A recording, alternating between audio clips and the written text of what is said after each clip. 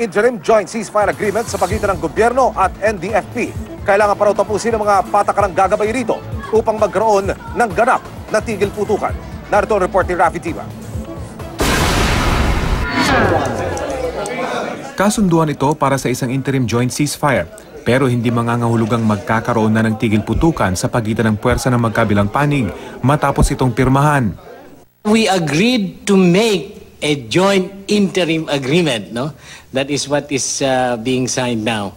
But I think it's a big step. At least we have defined the road forward in making our bilateral ceasefire agreement. Technically, wala pang ceasefire, di ba?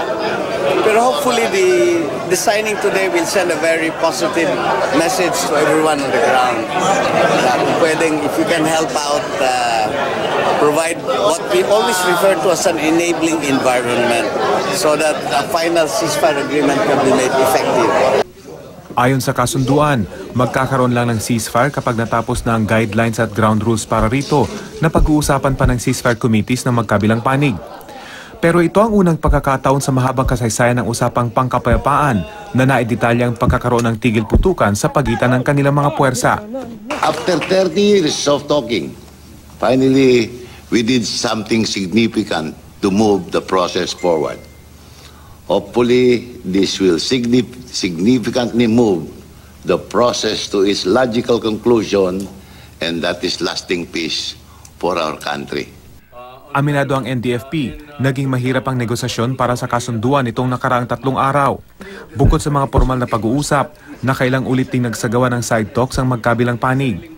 Ang GRP panel panay din ang tawag kay Pangulong Duterte, lalo pat isa ang pagkakaroon ng ceasefire agreement sa kanyang mga kondisyon para magtuloy-tuloy ang usapang pangkapayapaan. It was touch and go for a while, on both sides, I think.